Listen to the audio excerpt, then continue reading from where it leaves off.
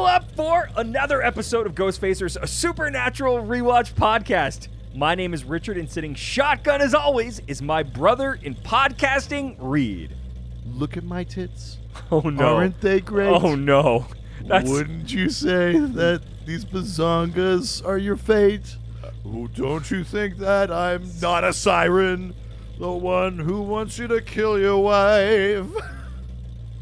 Strip in the club. Yeah, no. Dean's at the club.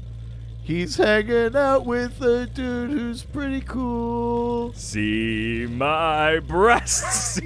How did I not? Oh, son of a bitch. Let's get into it.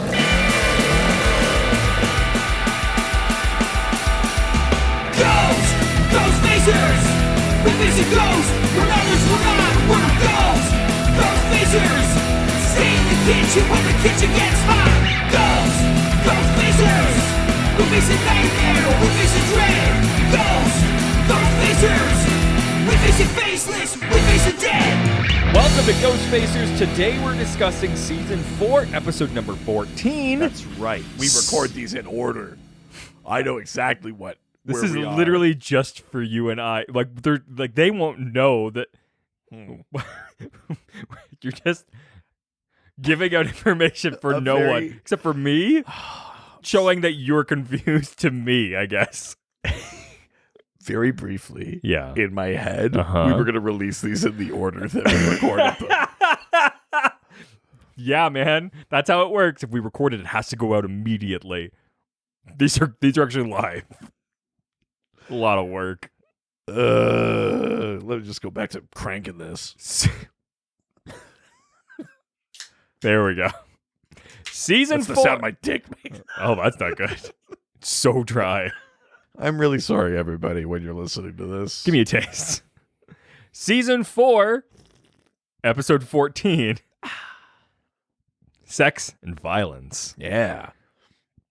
I mean, two things you don't really want together. Two things I'd just rather not. Yeah. I'll take the next one. But the first, nah, it's okay. What about just no? Nah. I'm good. I'm all right. We've got... I got sex and violence here. Killed the guy sitting in my chair. What part's the sex? Well, it's just because there's a guy who's sitting in my chair in the song. Just missing the first part of it. Sex and Candy. No, by Marcy Playground. Yeah, they're actually like that first album actually is a banger. I think it's the only song I know by Marcy Playground. It's a good album. We've got a review. Whoa. Yeah, baby. From Jenny Peterson via Facebook, who says, "These guys are awesome. They embrace this show, its fans, and their fans. Definitely worth a listen. Super funny." Aw, thank you so much. It's very sweet. That is very sweet. We appreciate that. Oh, my lore whores out there. Yeah. Oh, that merch looks so good, too. The quality of the material. Put the words lore whore somewhere on you. Yeah. I will do nothing, but somebody should get it as a tattoo. Matching tattoos. Oh my God. If we get to... I'll get it as a tramp stamp if you get it on your dick. Get it. That's right. Sorry, maybe just get lore above your dick and then... It's cute that you think I could write. That's what I was being like. That's too many letters. This is like a license plate. We got to be real diligent with where we put these letters. I have no transition here. Really? From that? Yep. This episode aired February 5th, 2009. Okay. I know you're still confused because the previous episode was in the future, but... But wait! But to the listeners, there's no difference. This episode was written by Catherine Humphreys and directed by Charles Beeson. You know, two regulars. That's right, yeah. Absolutely. This was viewed by an estimated 3.37 million viewers. Not bad. Hey, that's good. Those Not are good bad. numbers. Those are not rookie numbers. It's all right. I mean, it's not like our listenership, right? It's definitely not, but I don't know if that is... Shut up, man. Just Oh. fucking go with it. Yeah, we're smartless. I mean, yeah. Did you listen to that thing? Yeah, that made me laugh a lot. Yeah, not to promote another podcast, but the new My Brother and Me is very, very funny because they're just as vulnerable as we are. Sent it to me saying it's got strong us energy. Yeah. And it's because at the beginning they were complaining about Smartless. A much more popular more popular like celebrity-based podcast. And I was like, oh, I see. We've never done that. I don't know. I've never expressed those kind of frustrations before. It's very funny. Well, let's see what led to this number by looking at today's promo. Yeah, and there's a direct correlation. We know that. Always. All right. Okay, here's the thing. I know you're turned on. So turned on. Yeah, at the end. Here's the thing. I kind of appreciate that it's not the This the week, world yeah. voice. Yes.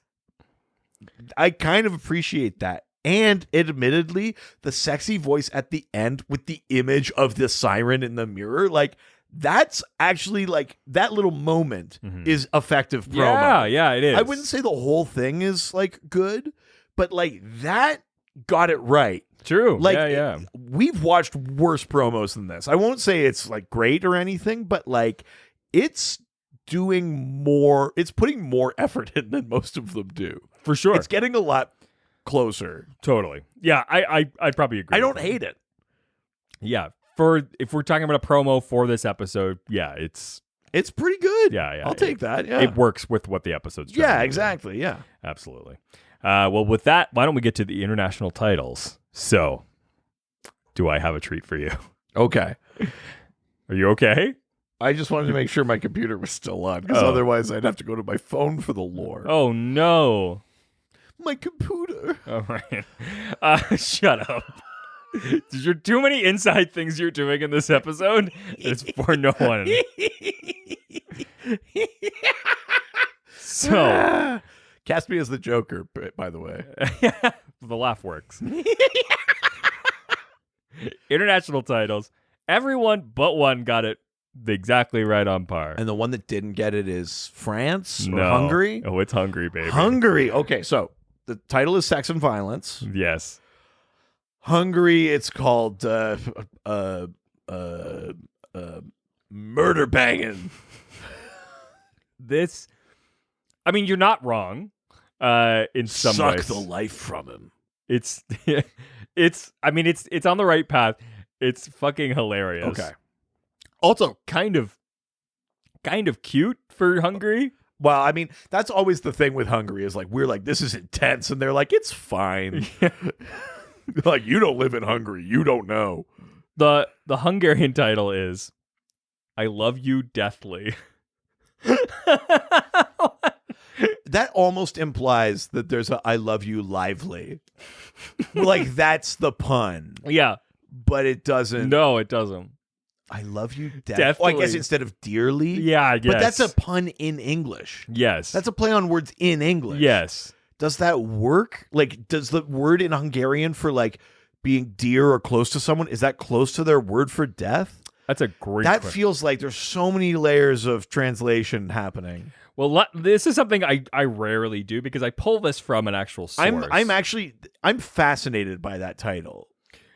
Let's Because sometimes I get it where it's and you translated it and then you translated it back and it's clunky. But when you translate it back and it's a play on words in English, then now I just have no idea what to expect. So the broken Google Translate Sure. for it, because it's weirdly two words in Hungarian. Sure, okay. And the Google Translate version of those two words are "I love you to death." Sure. Yes. And so maybe they're right, but the idea of "I love you deathly, is and so that might funnier. be what it is. But "I love you to death" is an actual phrase. Yeah. Yeah, okay, I get that. God, Hungary. Every time. Man, really makes me want to go to Budapest. You're going to be a real Budapest there.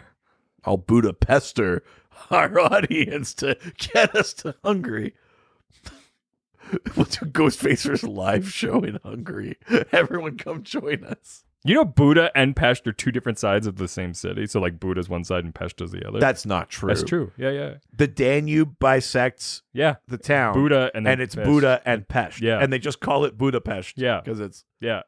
Wait, Budapest is like saying Ottawa-Gatineau? Yes. What? Yes. Or like Minneapolis, St. Paul? I had a fiance that That's lived there. crazy. Budapest is like... That's wild. Yeah. Interesting. I did not know that. I Is know. that real? That's what I was told by my fiance who lived there for a while. Huh. My ex-fiance, not the current wife. Yeah, wow, you almost slipped up there. Boy. That was almost legally binding. Room for one more. Oh, come on, man. All right. Featured music from this episode. We've got Thunder Kiss 65 by White Zombie. Man, 4 off. That's what I like to call it. How is the song not called Thunder Kiss 69. Yeah, that's true. Gave her the old Thunder Kiss 69. Nice. And you're going to love that in 4 more episodes. Steal the World by Brian Tichy. Sure. So, TV Guide describes this as a seductive siren compels 3 men to murder their wives in a small Iowa town. Sam and Dean investigate and fall under her spell, leading them to engage in a battle against one another. Oh, yeah. Oh my God. I can't wait to talk about it. But before I do, I'm going to halt everything and open up Dad's journal. Make it sound like I'm throwing off the... We got to... Listen, there's a reason people love that lore horror merch. It's because they're here for this segment, baby. The momentum is going to hit a brick wall because we've got to open up Dad's journal and talk about some of the real world lore. Let's see what the lore says about striking out and doing your own podcast. It says it's a bad idea if you don't do all the production. Fine. Let's see what the lore says about, all right, I need you. Please don't kick me out. You're my Valentine too. Yeah. No, let's see what the lore says about sirens. Ooh, woo. Exactly. Hell yeah. Baby. So, from Greek mythology, the sirens are mythical creatures who would lure sailors in with their magical voices and songs, and their ships would get like dashed on the rocks, basically. Yeah. The exact etymology of the word is unclear, but it could come from some combination of the Greek words like sera, meaning rope or cord, and ero, meaning like to tie, to join, or to fasten. The idea that you're being like bound by their song. Oh yeah, that's hot. Or yeah. Little rope play. Yeah. Sweet. Yeah, song play. So it could be about how they like ensnare sailors with their songs, or it could also be connected to the fact that like in Homer's Odyssey, Odysseus makes all of his sailors like plug their ears, but he himself is tied to the mast of the ship so he can hear the siren song. So he's like, don't! Yeah. Yes, exactly. Come here, sirens. Want a frosty chocolate milkshake? Good Lord. That classic Homer. Homer's Odyssey. Yeah. You know what they actually did do Homer's Odyssey? I know. Yeah. The English word siren refers to the mythological creature. So a siren is a noise-making device. Okay. And it usually indicates danger. So the reason it's called siren comes from the mythological sirens. Danger, Will Robinson. Exactly. Exactly Classic siren. like that. Yeah. Danger, sailors. Danger, Greek sailors. Look at my robot boobs. Good. Well, it's funny that you go immediately to talking about what a siren looks like, because I found out something horrifying. Oh. So we typically think of sirens. Is this a Mononongal situation? I mean, not 100%, but closer than it should be. More than it should be. Okay. We typically think of sirens as being vaguely like mermaid in appearance. And that version of their appearance, you could date that back as far as like the 7th century in some texts. And by the time the Middle Ages rolled around, that was like generally how people considered sirens, is that they're essentially like mermaid-like. But before that, there are a few different versions. So in early Greek depictions, they were shown to be birds with women's heads and scaly feet. Smash. Yeah, smash or pass versions of sirens. They've also been depicted as women with bird legs, sometimes with wings, but also sometimes without. Pass. Okay. In 10th century Byzantium, sirens were described as birds from the waist up and women from the waist down. Smash. That's exactly the ratio I was hoping for. Jesus Christ. She's a bird in the sky and a woman in the thighs. Oh, come on. No. Not like this. I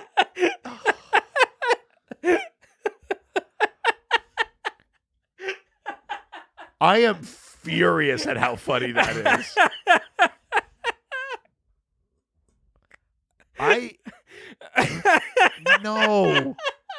No. A bird in the sky and a woman in the thighs. That's fucking insane that you would say that out loud. It works too well to not be true. That's all I'm saying. Good Lord. Christ. I mean, as you may expect, because sirens are tied to the story of like mariners and things like that, they are a failing sports team. They are, yeah. They're said to be the daughters of, or they're generally thought to be the daughters of the river god Achelous, but they've also been connected to Phorcys, who's a primordial sea god, Chthon, who's an earth god, or being the children of Oceanus and Gaia, which would make them effectively like titans by birth. Oh.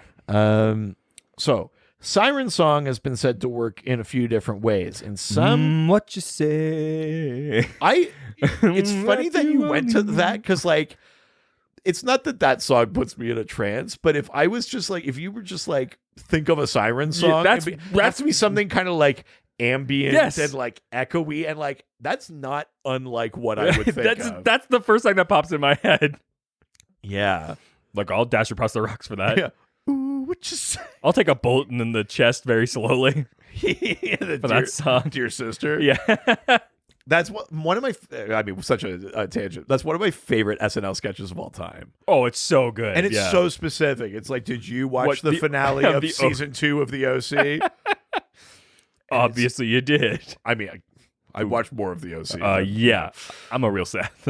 Yeah, we're going to start an OC podcast. Oh my God. That's replacing California. Dr. Here we pod. Dr. OC. Oh my God. It's right. It's been right Put a there. pin in that. We're coming back to it. Okay. Ooh, I know when.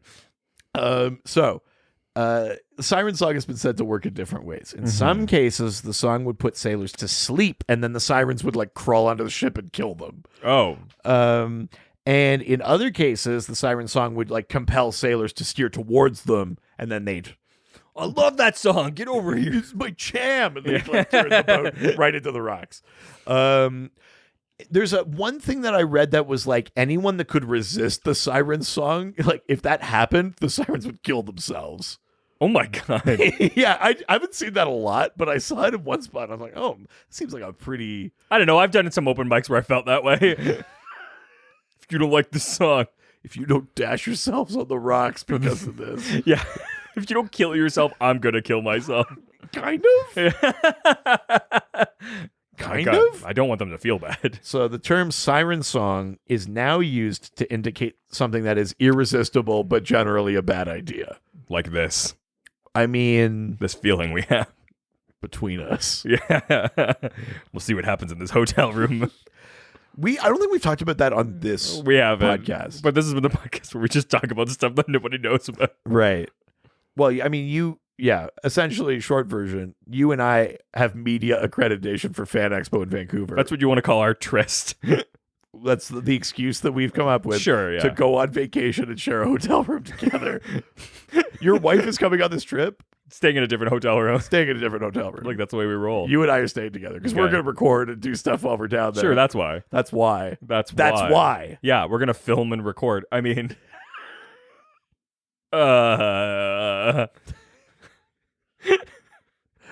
The more I say it out loud, the more insane. Oh, unlike us going to movie theaters and never speaking to each other. Yeah. At any rate, that's the Sirens. Sirens. Whoop whoop. Smoke bomb. All right. Well, with that, why don't we get? I apologize for the weird energy of this episode. We're doing like a few recordings tonight. Unlike usual. I guess it's not unlike. It's not unlike usual for this show.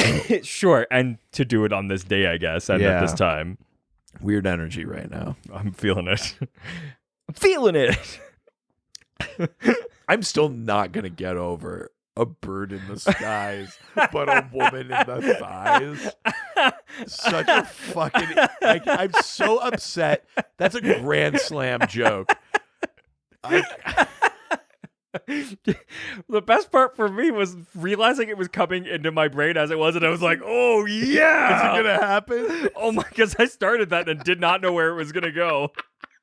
And I was like, the pieces are all coming together. How do you like them apples? I'm furious that it's that funny. It's that good. All right, so the then for this episode is a bunch of Sam sneaking around with Ruby. Yeah, we get it. Oh God, I get it. I'm gonna fucking repeat that statement this episode. Yeah, that's basically it. Yeah. We then go into the now. Adam Benson comes home late from work. His wife Vicky is making dinner and teasing him about being late. And, you know, he handles it real well. In classic TV couple fashion, she's a smoke show and he looks like shit. Yes, absolutely. He's got a haircut that looks like a 12-year-old. He looks like he just got home from Supercuts and he has like school photo day tomorrow. Yes, absolutely. That's exactly the energy. He responds very angrily, but quickly apologizes. Yeah, like he's like really snapping at her and like opens the fridge, immediately goes for the beer, and you're like, oh, he seems like a good husband. Yeah, and she's doing that thing like she's like, yeah, we're gonna go over to like this friend's house, and he's like, you scheduled something on my weekend. She's like, I'm sorry, I thought you'd want to hang out. You were friends with that guy. I thought I don't want to waste my fucking weekend with him. It's like, yeah, Jesus, fine, I'll call. We'll cancel. She does that like, yeah, but she doesn't even do that. She's just like, it's okay. Yeah, you're right. She's not giving enough sass back. Yeah, yes, you're right. I hate the energy she's giving. It's that like it's like I think abuse. It's meant to come off like she's trying to be understanding, but it's also just like I don't know. This doesn't feel like it's the first time. It also doesn't feel like it's like a ghost or something super. No. It just feels like a bad relationship. Yeah, you know what I mean? But she is like, why are you being because if this is meant to be out of character, I would expect more of a like, what the fuck is wrong with you? Yes. Out of her. And because it's not, I'm like, so nothing magic is happening here. No. Like, that's kind of what it feels like, yeah, right? Up until this exact moment where she's just like, what's wrong with you? And as she turns around, he's got the meat tenderizer. Yeah, fucked up. Also, can we just talk about the fact that she was tenderizing like a perfectly great steak? Like, I understand tenderizing like chicken breast. I missed that entirely. It was like a great like fucking New York sirloin steak. Like I get like taking like a shitty piece of like a shitty like chuck cut or something, or like or a piece of chicken. But listen, there's nothing that can't be improved by tenderizing. Yeah. Oh God, stop looking at me like that. Can't wait for this hotel room. I'm gonna tenderize the shit out of you. It's weird they call it tenderizing because nothing about it's gonna be tender. Jesus Christ. He picks up the meat tenderizer. I'm so sorry. And beats her to death. Yeah, it's pretty fucked up. It's a good, like, supernatural death. It feels... I mean, like, death for the show is what I mean. It feels worse than normal for some reason. But this is what I mean. Like, it's very, like, well done. It's like, very brutal. It's not just, like, cut away. Like, we cut back to her. Like, the makeup work on her is really good. Like... It's a good scene, a good effect. Yeah. Good cold open. Yeah, definitely. Because then after we get to the title screen, we get in a motel room somewhere. Dean wakes up and overhears Sam in the bathroom speaking to somebody on the phone. Yeah, talking about demonic signs. Yes, I do want. Another 3 minutes. I do accept the charges. Okay, I've got something in me. It's demonic. It's on speakerphone. Yeah. Who's hiding in the bathroom, but it's blasted the speaker. I really need you to pull the spirit out of me. Yeah, I do. Yeah, I'm gonna pull the spirit right out. Yeah, make my black smoke go over the ground. Jesus. Is this So right? wait, so the person on the other end in like the phone center knows how demons work? Well, no. They know about black smoke and no, stuff no, no. like that? You missed the part. He's called like a hunter phone sex line? No. This is he's just could explain to them what he wants. Oh, I see. And now they're just repeating. That's why you it. had to re-up the charges because he wasted all that time giving them lore. Yeah, exactly. Man, the momentum really grabbed to a I was halt. gonna say, I'm like, that's kind of part of it for him, though. Yeah, Sam is on the phone and is talking about whatever. Demonic signs. We assume he's talking to Ruby because of the then.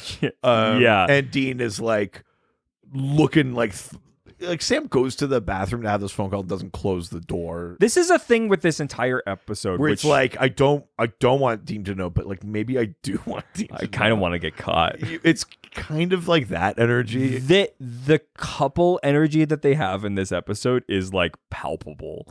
I don't know about that. I feel like you might be coming in with some baggage that everyone else will hear in a few episodes. No, well, trust me, it's here because he's very much just like because then when he gets off the phone, he like pretends to be sleeping. You just mean the way that like someone who is like cheating or something would behave. I mean, yes, Sam is acting like he's cheating, but like I wouldn't say that they have couple energy. We'll see. It'll come up later. So Sam returns to the bedroom. Dean pretends to be asleep. When he wakes, Sam says that he was talking to Bobby about murders in Bedford, Iowa, where 3 men have killed their wives. Yeah. Posing as attorneys, Sam and Dean then go to visit Adam in prison, who is deeply remorseful. So the guy that killed his wife in the beginning is now in prison, and he's basically like... I mean, hang on. I don't know that I would say he's deeply remorseful. I think he is like extremely lucid and like fully in shock and just being like, I deserve to be here. This is fucked up, blah, blah, blah. And he does start by saying like, I loved her so much. Why would I do this? And then he kind of just goes with the like, as we learn about it, he's like, oh, Jasmine, the stripper, said we'd be together forever. So obviously I killed my wife and I know what I did and I deserve to be here. But like, that's why I did it. But he's also like, I don't know why I did it. I don't like. But I remember to being me, lucid, but I don't remorse remember feels why. like because the thing I get from this is he almost seems like hollow. Like he's like Sure. so in shock by what happened. He's just like I wasn't like I didn't black out. This isn't that like I knew what I was doing. I just did it, and I don't. He seems like detached from himself, is what I mean. Sure. And like when I describe someone as remorseful, they're like, "Why would I do?" I guess, but I mean, regret is regret, no matter the form. Yeah, I guess. Yeah, maybe that's the distinction I'd make. He's regretful and not remorseful. Sure. I think is maybe my feeling about him. Sure. When they press on the stripper Jasmine that he fell in love with. Yeah, he's like, I don't even know her real name. Yeah, she he's like, said she'd meet me if I killed my wife, and then she didn't meet me, and I don't have her number. Yeah. All that he knows was that she worked at a club called the Honey Wagon. Yeah. Yeah, like after they talk to him, Dean well, yeah, I mean this guy talks about Jasmine in like these like insane terms, like he's crazy in love, like all these kind of things. They leave, and Dean's first thing is like, Sammy, finally a case at a strip club. Yeah. We're doing it. Yeah, I will give this episode credit where it very carefully toes the line of like objectification and also I actually think this episode handles that shit pretty well. like you actually don't even really see strippers much. Like being at a strip club is like you kind of forget it's even happening. Yeah, totally. And like let's just say for now, sex work is work, and of course like, it is. Like, yes, these are all like there's nothing wrong with what they're doing at all. Totally. But there's definitely a very easy line for a TV show depicting something like this with a guy like Dean to cross a line. and considering how many episodes even this season we've said have fallen down on this episode is like pretty good. Yeah. Like- Considering like everything is set up against Dean right now. Everything in this episode should be like tits. Yeah. and it's not at all. which is kind of wild, Yeah, actually. Totally. Like, yeah. how is the wishing well episode more problematic than the Yes. strip club episode? Boggles my mind. It's wild. Yes. So Sam and Dean visit Dr. Kara. Well, Sam actually visits first, but visits Dr. Kara Roberts. Smash. Smash it 1,000 times. Smash to pieces. I mean, easy. Yeah, you mean my ideal woman, a sassy brunette who's got like a lot of intelligence? Like, yeah. Yeah. A doctor who conducted the autopsies of all of the victims and took blood samples from the accused. Yeah, she was like they weren't hopped up on anything. They weren't like, it was nothing like that. Sam introduces himself to Dr. Roberts as Agent Stiles and later introduces Dean as Agent Murdoch. Todd Stiles and Buzz Murdoch were the two main characters from the 1960s TV show Route 66, which this was loosely based on. Yeah, I was upset it wasn't Agent Stiles and Agent Mockery.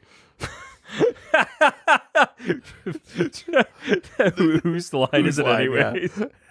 That's very funny. Second time that's come up this week. Weird.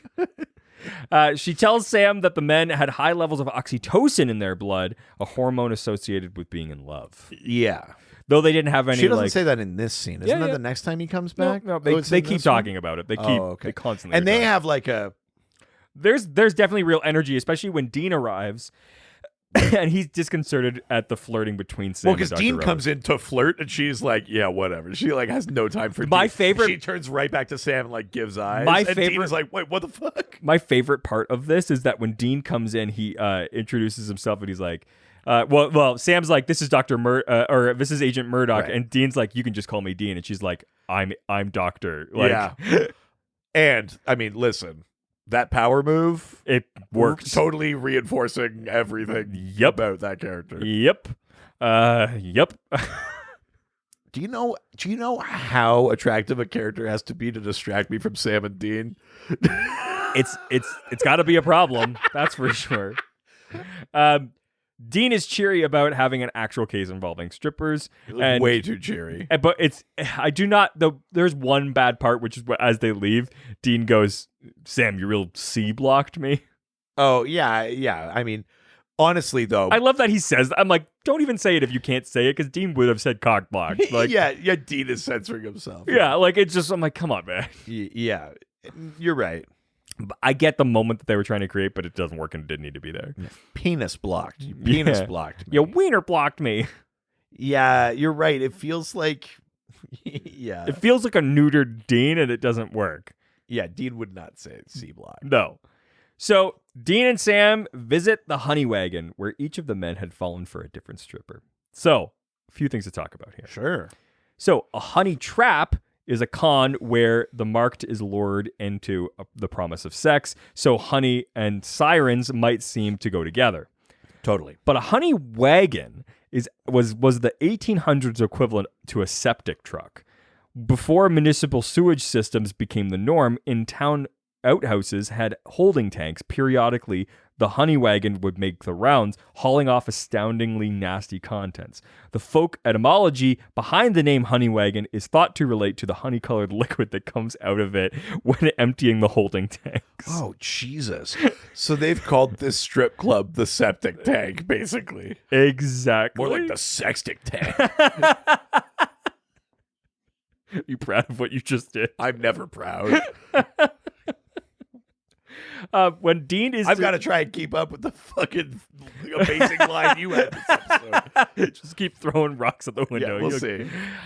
When Dean is describing the women the siren portrayed to the strip club manager, he describes them accordingly to the Disney princesses they were named after. The identities of the sirens were named Ariel, Jasmine, and Aurora. Yeah. Dean describes them as, one's a redhead, about 5'9". The description of Ariel, who in The Little Mermaid from 1989 has red hair, though, and the other one's Asian for Jasmine, who was named after the princess from Aladdin from 1992, a set in the fictional Arabian city of Agrabah in Asia. The siren. Yeah, I mean, is that weirdly like a progressive use of the word Asian? I know. It doesn't mean East Asian. I know. It's hard. Got a lot of weird feelings. Complicated feelings here. The siren always takes their name from a Disney princess. Yeah, Aurora is Sleeping Beauty, except for the final form. Well, yes, yeah, of course. This seems to go unnoticed, though. Information. Thoughts? Florian. There you go. Information from Bobby indicates that they may be dealing with a siren, a creature originated from Greek mythology, which disguises itself to perfect mate to as its perfect mate to lure men. Yeah. Is sort of how they're doing it in this episode. Yeah, and oxytocin, we learn in that previous, it's like the love chemical that she described it as, like the feeling where you go like walk in a traffic, saw off your own arm, kind of like those early stages. And she said, these people have like 10 times too much. Totally. Like your brains don't even make this much. Totally. At the club, Lenny Bristol is enamored with a stripper named Belle. They return home where Lenny cares for his... There must be more than this per stripper life. The Siren really likes musical theater. There is the drunk, like with his booze, like always. Keeps throwing ones up on the stage. Every evening, just the same. He keeps asking if he came.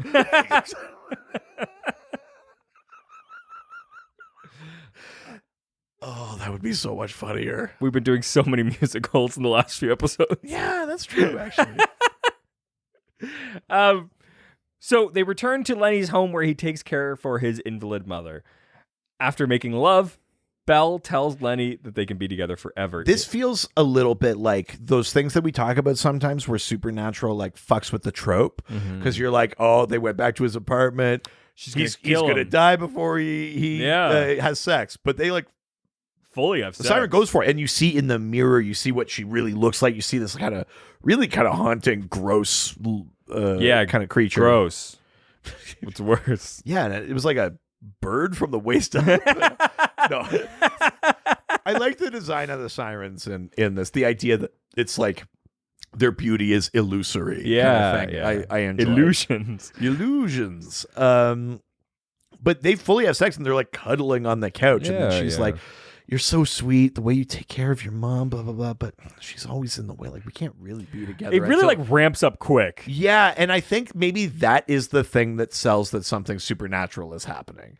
That like the level of the oxytocin, like that the Siren is having a magical effect on him because it does like go from 0 to 60. And he just goes like, well, I guess. And he like goes in the other room, just kills the shit out of his mom. Because she just starts by saying like, we could be together forever, but you spend so much time with your mom. And you spend too much time with your mom. You should beat your mother to death. And even he says like, oh, she's all right. And then she goes, oh, but... And then by like 2 minutes later, he's like going into the room and you hear him killing his mom. It's crazy. And like a lot of like, no! Like it's pretty brutal. Yeah, it's rough.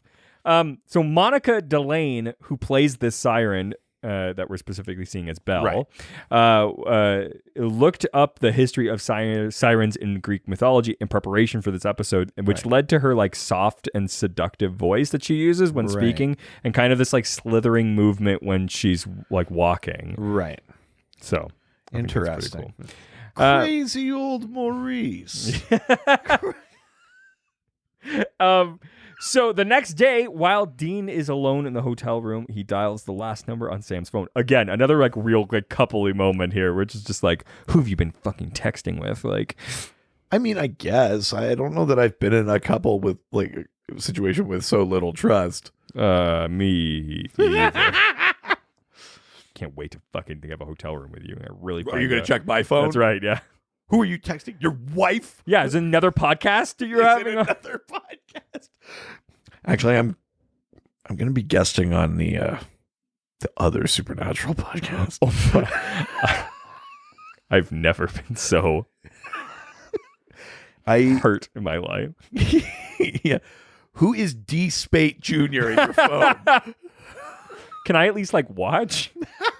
I won't say anything. I just want to be in the room. No, it's okay. I'll be cool with it. I want to be in the room where No, I'll be really cool as long as we all get individual time. Like that's even. It'll be fine. Yeah, you must be fun at a party. So yes, Dean is being very suspicious. He dials the last number on Sam's phone, and Ruby answers, and he immediately hangs up. And he's just like, "Oh, it's her! I knew it. Nothing suspicious happening here." Yeah, hang up right away. Sam returns with the news of the murder committed by Lenny Bristol. Bobby calls and informs the boys that he has found some lore from a dusty Greek poem, and the spell the men are under is some kind of venom. He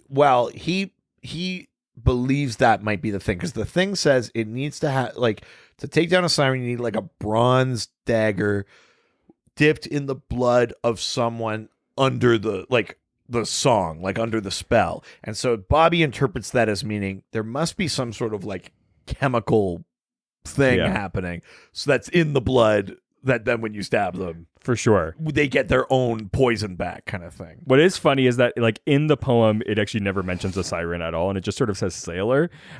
This poem that Bobby reads is by Simonides about virtue and has nothing to do with sirens. That's very funny. That's funny. I thought was very funny. I love the idea that Bobby just gives them the wrong lore. Yeah. Oh, shit. Oh, we tried it. It didn't work. Oh, no. Oops. Oh, shit. I've got like 6 books open. You gotta. Sorry, guys. Oh, no. I meant to not give you that one. Uh-oh. Well, there's a lot of other hunters I work with. Then Sam says, then they, referring to the siren victims, go all Manchurian Candidate. This is a reference to the Manchurian Candidate and the movie of the same name, the book and the movie. Yeah, it's like about someone who's like brainwashed, psychosomatically, like programmed to like activate on a certain phrase, basically, like as a sleeper agent kind of thing. Also, if we have train car, if we essentially, yeah. If we haven't said it explicitly yet, you know, those 3 different like Disney princess things or whatever, it's the same siren every time, because they can change how they appear to you in the show. Yeah. So there's one siren in town, basically. Yeah, I think we've and figured... Sam even says like that they're like isolated, kind of like lonely creatures. Like they don't travel in packs or anything like that. For sure. Yeah, absolutely. The difficulty is going to be finding someone who's currently under their spell. Well, yeah, because like how they don't even know who, especially if they're working at a strip club, because it's like the whole thing is that the women are like pretending to be in love with all these guys. Totally. And, you know, the siren can keep changing its look. So, you know, I have a hard time at strip clubs. I will say this. I've never had fun at a strip club. I haven't, because it's the same reason why I don't like going to Hooters, which is I've never ever had fun at a strip if club. I know the game is to pretend to like me, I just can't get past it.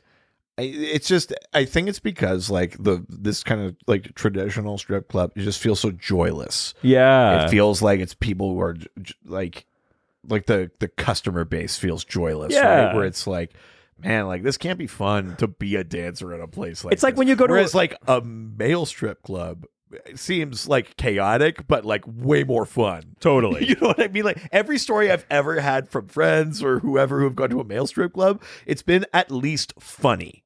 Yeah. And like like a traditional strip club, I've never even had anything close to funny happen. It's like going to a nude beach, where in the idea of it sounds really great, and then you get there and it's either just like really ugly people. I mean, a nude like... beach isn't about anything sexual. No, but like if you're not from a culture that has nude beaches, Sure. You go there and you're like, I'm gonna see a bunch of hot naked people. Yeah, and you which they don't love. Yeah, yeah, and especially if you go to Europe, it is not that. Well, no, it definitely isn't that.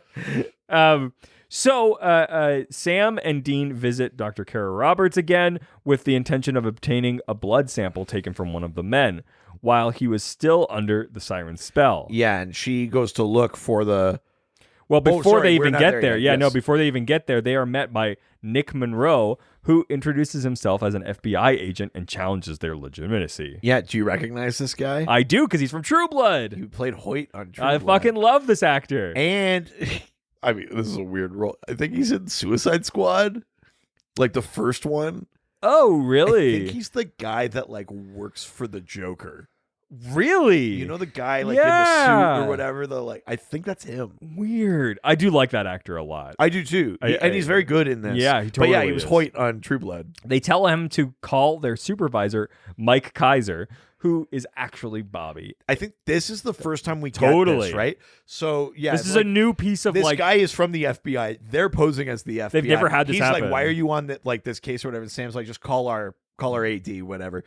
And he hands him a card, and this guy goes away and calls, and we hear like, no, those are my guys. We see Bobby, and he's like, to Bobby, he's like cooking, and he's on the phone, and he's like, don't call me with stupid questions things. He's playing the part.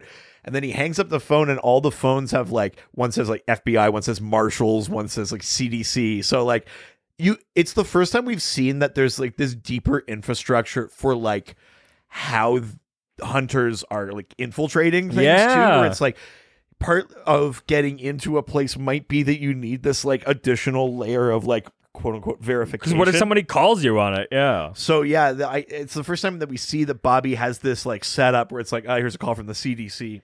It's the thing I love about It implies a coordination that like he has to know what his name is. Yeah. He has to know like there's more. It's more deliberate and intentional and like thought out than most of what we've seen from hunters so far, which was just like, I heard there was a vampire in this town. I just came to cut his head off. It's what I love about the show, because typically it's like if you ever eventually ask a question, the show's probably going to find a solution for it. If you're just like, well, what about this? They're like, we'll get there. Because like, it does feel like a thing that Bobby has not always been doing. No. You know, we haven't seen it or anything like that. It's like it feels like a thing where it's like, if we're going to keep doing this, there's a smarter way to do it. Totally. And this is what I came up with. Love it. Satisfied, Monroe reveals he has also found the link between the men and the strippers. Sam suggests that Dean go with him to keep him busy while Sam goes to get the blood sample. Well, yeah, because Sam doesn't want to get C-blocked. That's right. So, as they leave, it's really funny too because Sam's like, because immediately Dean goes to brush the guy off and go like, because Nick is like, hey, why don't we just work this together? And Dean's about to go like, no, fuck off. And Sam's like, look, take him to the strip club. You don't even have to look at him. yeah. I mean, Sam is essentially making Dean wingman him by taking the other FBI agent. Yeah, and Dean's response is, okay, but I'm doing it for the strippers, not for him. Yeah, sure, Dean. As they leave, though, Nick admires the Impala. We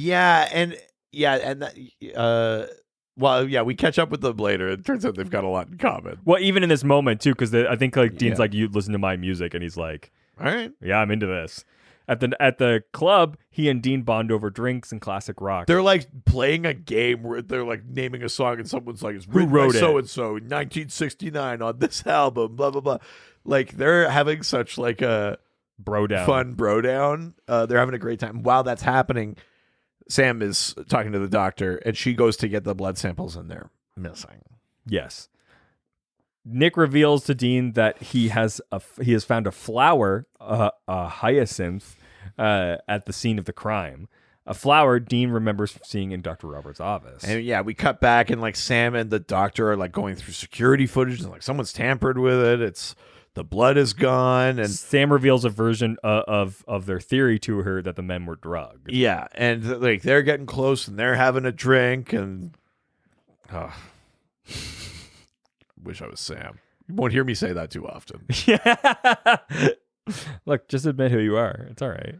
I mean, in this moment, in a heartbeat, I'm there. They have sex in her office, which is crazy. Do not even close the blinds. Also, like, press up against the isn't blood. she in a hospital? This hospital looks like it has like closing hours. No one else is there. They are in a hospital. Yeah, no one else works there. No, apparently like not. The lights are off. They're just like, well, I guess no one else is sick today. Lock the doors. Yeah, you know what's sick? This needs mouth-to-mouth resuscitation. Yeah, I'm gonna triage that ass. I'm so sorry. Yeah, I mean, they go for it. Yeah. Up against all these glass windows, I keep expecting him to shatter. Yeah. I mean, Later, Sam calls Dean, who reveals his theory about the hyacinths, and that he has learned that Kara's ex-husband died of a heart attack. Sam does not want to believe it at all. Yeah, Sam's like, no, it's fine. And Dean is like, wait, did you sleep with her? And Sam's like, and Dean's no. like, Jesus, Sam. Like, I think he says, like, what the fuck is wrong with you? The werewolf, a demon. Yeah. The siren, like, why do you keep fucking monsters? Yeah. But he basically, he tells Sam that he can't trust him and that he'll handle this investigation on his own. Yeah, and Sam is like, it cannot be her, blah, blah, blah, blah. And you're like, fuck, Jesus, Sam, come on. Yeah, I mean, it feels like it's her. Yeah. Sam throws his phone away. Dean leaves a message for Bobby and then calls Nick for assistance. Yeah, Dean says, like, yeah, Sam's in trouble. The Sirens got him, but I'm on my way. I'm gonna deal with it. Dean and Nick go to do a bit of a what's it called? A stakeout. Yes. And watch Kara arrive at a club, which I love that she fucking like banged it out with Sam and then just like immediately heads to the nightclub. And then put on a trench coat. Is like, I guess I'll go watch strippers. Yeah, like I don't know if she was heading to the strip club, was she, or was it just That was the strip club, wasn't it? No, I maybe I thought it was. I thought that was the whole point because like that's the connection Dean sees is the club that she's going in. Oh, I thought she was just going. Oh, maybe then. I didn't clock what building it was. That's the way I saw it, but maybe I fucked it up, but that was how I saw it. Because I fully like. I don't know that I 100% understand it, but I thought she just went to a nightclub. well, either way, they're staking her out, and Dean's got a flask, and he's like, "We're bro time," blah blah blah, and they're sharing a drink or whatever. And Dean's, And they're talking about how they could Dean's potentially. like, "These people are being poisoned," and the Monroe guy is like, "How would they be poisoned?" And Dean's like, "I don't know. It's got to be like physical contact or something." And Monroe goes like, "Oh, maybe it's saliva." And Dean goes like, "Fuck!" And he's like, "You probably should have wiped the flask the before flask. you passed it over. yeah."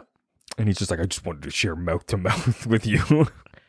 Yeah, here's the thing. I kind of like the reveal. I mean, I don't just like it because it plays with expectations, but I like the reveal that Monroe is the Siren because it's like a layer of nuance to the myth of the Siren. Yeah. That it's like, it's not just Sexual It's not energy. just a sexual thing. It's like, it's giving you a version of a relationship or an encounter or a connection that you long for. And if the thing you long for more than anything is like just like a brother that that kind you of brotherly trust, thing, yeah. then that's what you get. If the thing you long for more than anything is to like fuck it out once and that's it, then that's what you get.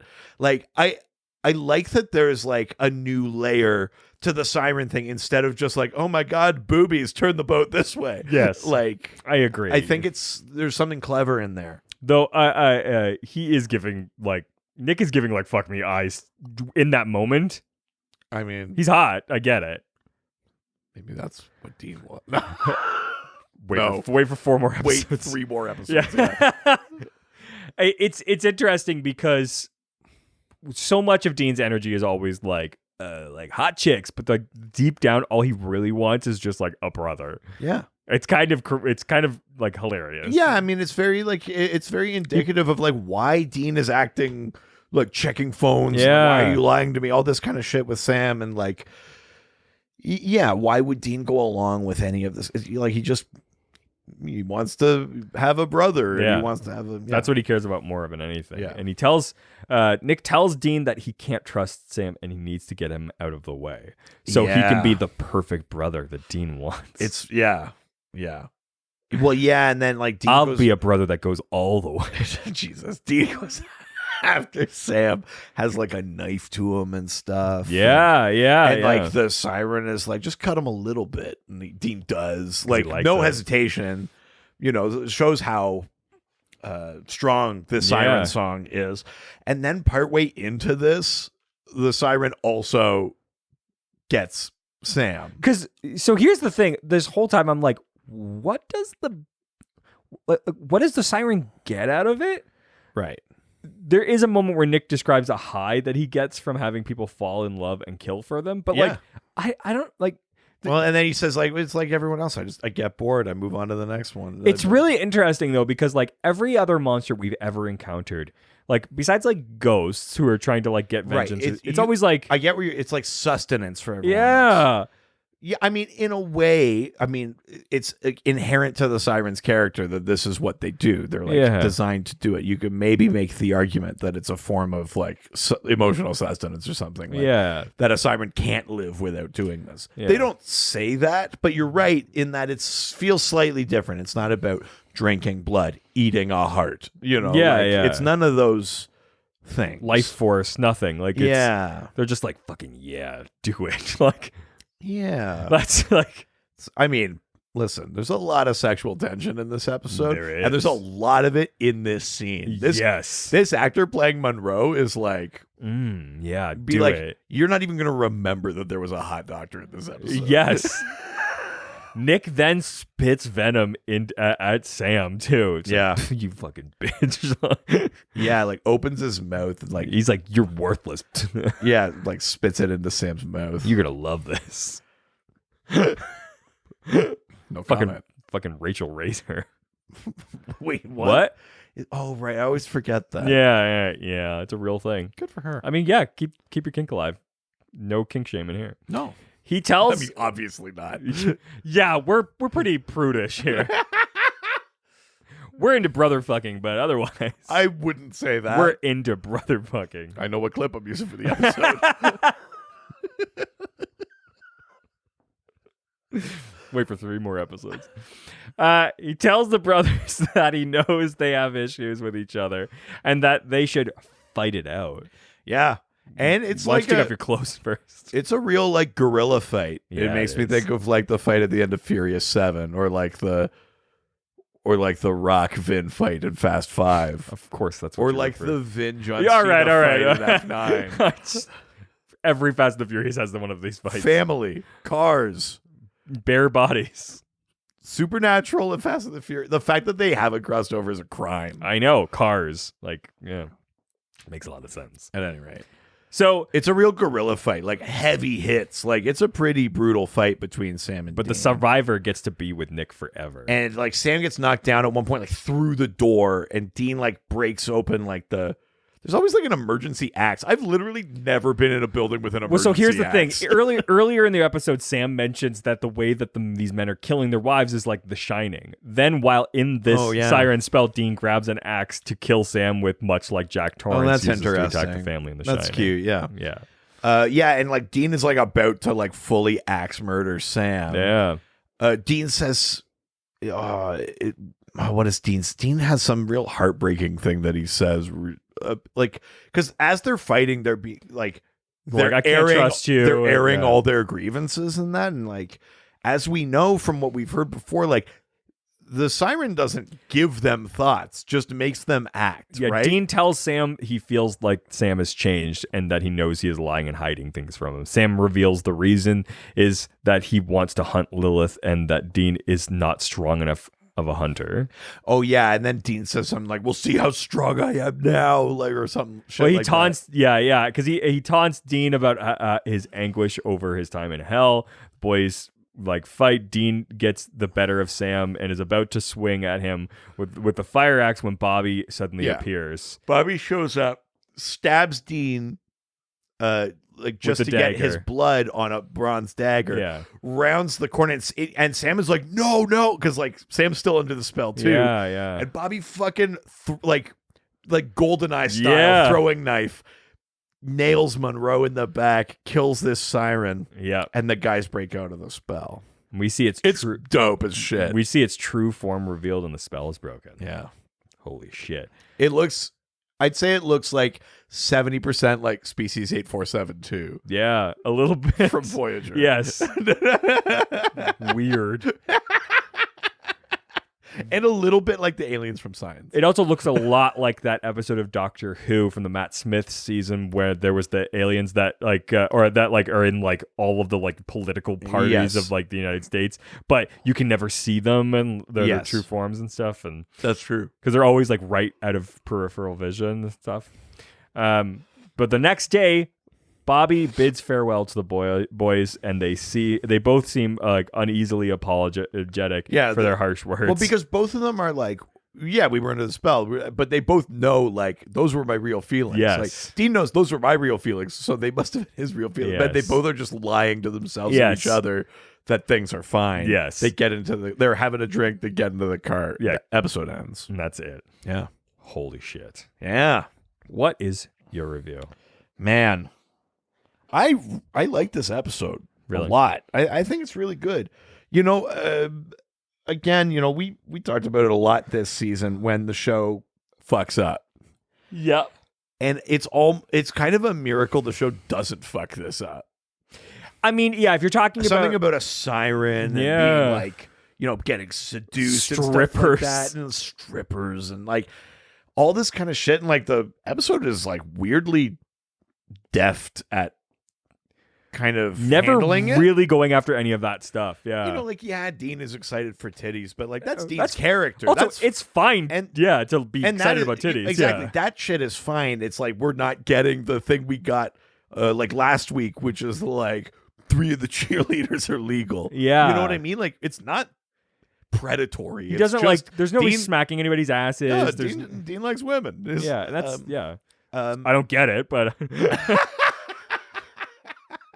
live however whatever life you want. I gotta say, I'm kind of impressed with the episode, like solely on that. I love this extra sort of wrinkle in the siren thing that we just talked about. Sure, yeah. The idea that it isn't a purely sexual thing, and maybe that's partly why the episode does it right, because Sure, yeah. it's not ultimately about that. You know, like the guy who kills his wife at the beginning, he doesn't even have sex with Jasmine. It's like that. He's working on love potion there.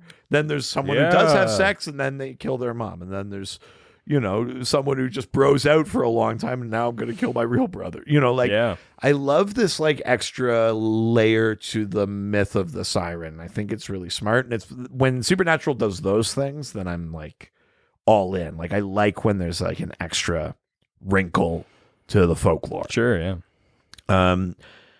It's not a strong Sam episode, but he has undeniable chemistry with that doctor. It's not just That also might just be the doctor. I mean, she is great, and she's like a great actor, and she's carrying a they lot of they those do scenes, have chemistry, but they yeah. have legitimate chemistry. Yeah. Ruby's gonna be pissed. Yeah. Although, I mean, we talked like, yeah, Ruby and Sam have chemistry, not true. because of real life. Yeah, apparently. No, I mean, like all of that stuff. Where I think the misdirect works great. Yeah. Of thinking the doctor is the siren, but really it's Monroe. Yeah, for sure. It's a really strong misdirect. The show knows exactly. It's like siren, women. Yeah. Like they know you're never in a million years going to sniff that out. Like you view it as like, is this going to be like the new Henriksen or something? Are they going to run into this guy a bunch and he's like actual authority? Totally, yeah. Like it could have gone that way really easily. So I think all of that works. The effects or the way that they handle some of the murders work really well. Like we get a very kind of brutal opening one, and then just sounds from another room for the secondary one. I think those are good.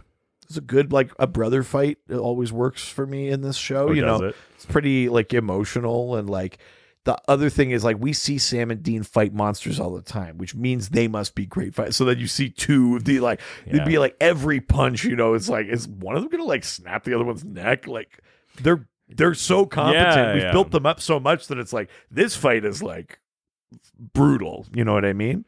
So I think the stakes of the episode work well. I like this one a lot. I don't really have a lot of like criticism of this episode.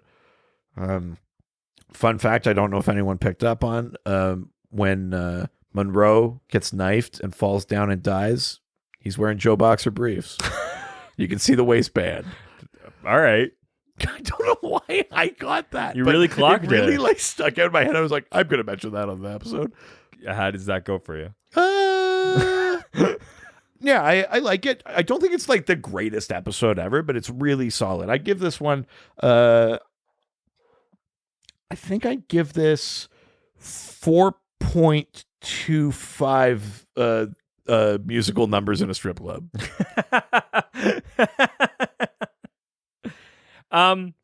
So this might be the most forgettable episode of the entire series Really? for me. I mean, I'm saying really like I'm surprised, but I would not have remembered that this episode was in there. You're right.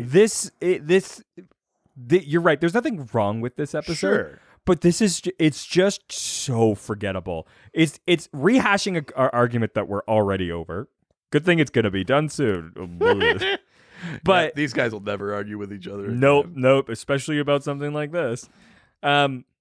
It just, I remember this came up and I was like, I know I must have seen this at least 4 or 5 times. And I'm like, I barely remember this. Yeah. No, I mean, that's true. It's just such a forgettable episode. And I have a hard time pinpointing what the problem is. Cause like the actor that plays like Nick Monroe is good. Like I like his energy. That Dr. Kara Roberts, say no more. But it's just like, here's the thing. I hate to say it, and I just want to double check here, but yeah, it might be the writing, and I hate to say this. It's just not monumentally written. Like Dean is not written in any sort of like. It just feels like we're getting the stuff out that needs to be. I mean, it's very like beat to beat. Yeah, there's like, not a lot of like it's fast. Like we just go from here to here to here to here, and there's that great twist, which is good, but like. Beyond that, that's sort of the only part that really like is like, oh, cool. Like, and the first time I saw it, I was probably surprised by it, which is good. So I have a hard time ranking this very high, especially when I comparatively rank it to other episodes from the season. That's probably fair. And so, yeah, I definitely really struggle with like giving this a really high rating. And again, they don't do anything wrong, and in fact, they steer away from some other problematic stuff, which is great. But outside of that, yeah, I really struggle giving this a high rating. So where are you going with it? I think I'm going to give this a 3.5. That sounds pretty in line with the way you're talking about it. Yeah, I think it's going to be 3.5 longing brother looks from Nick. Man, you're really on this train, huh? Look, I don't know how to tell you this, but this is season 4. It's only going to get worse. Until Castiel gets more involved. Wow. If you know what I mean. All right, well, those were our reviews. Why don't we go to a note from a fellow hunter we received? Very fun. Yes, please. This is rehashing a bit of an old issue that we've already gotten an email about, but I liked the way that they also addressed this. Sure, yeah. So this comes from Alicia, who says, "Hi, guys. I have a theory to help with the Sam Demon Blood issue." Oh, okay.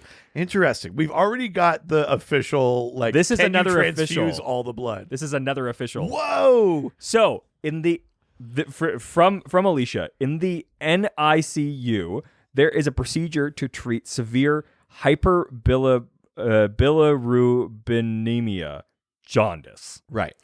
Called exchange transfusion. Essentially, you replace a baby's blood to remove bilirubin, the byproduct of red blood cell breakdown. The blood is removed from the artery while infusing fresh blood through the vein at the same rate. It's removal and replacement of whole blood. So if the demon components are tied to Sam's blood, in theory, it could be removed. Hope this helps or stimulates some conversation. Love the show. Whoa. Now here's the interesting thing. Maybe it's only a thing they do because the stakes are high when it's a baby or whatever. But as I recall from the previous note we got, full blood transfusions are like possible, but like not done. Maybe it's just because of like the stakes of the situation with a baby, or because there's not that much blood, or because stupid baby, so little blood. I'm a little bit curious about that, but yeah, that's interesting. I loved that. I thought that was very cool. It would have made the show like less interesting though if like Azazel like shows up at the hospital. It's just like, oh, Sam has jaundice. It's just like that's how he makes it happen. It's not the traumatic like bleeding to his mouth thing. Like, I'm here to help. Yeah. Oh, your little boy, he's got a bad case of the jaundice. He's looking downright Simpson. Is all that new blood in him 100% genuine Sam? Maybe it's not so jaundice as much as it is. Yeah. Marriedness.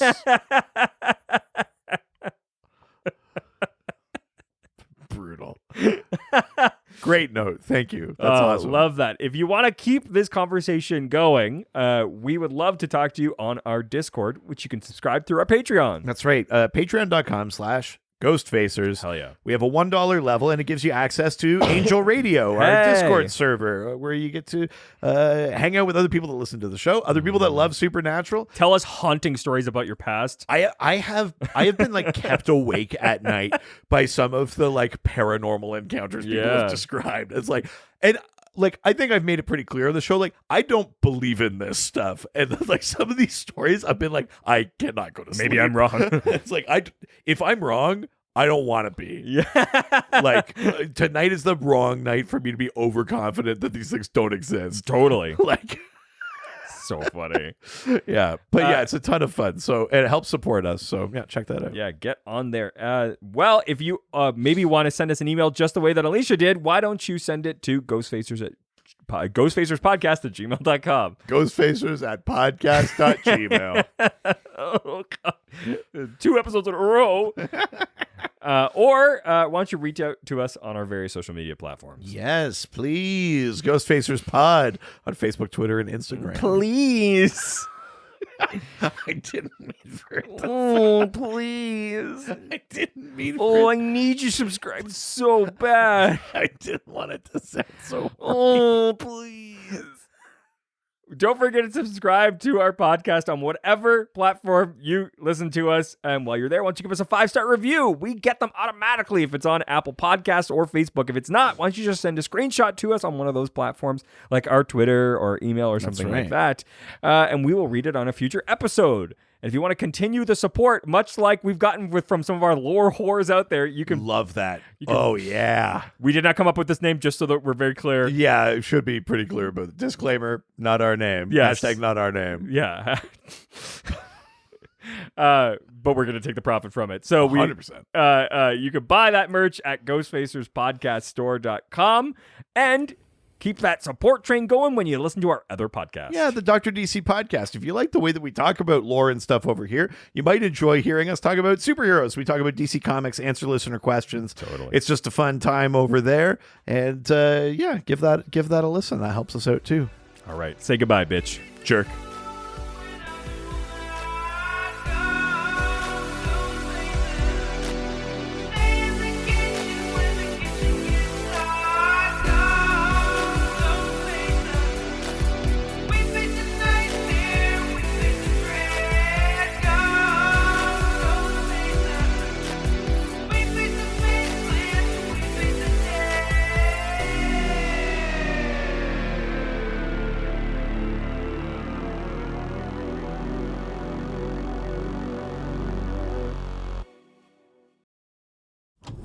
This was a Brain Freeze podcast.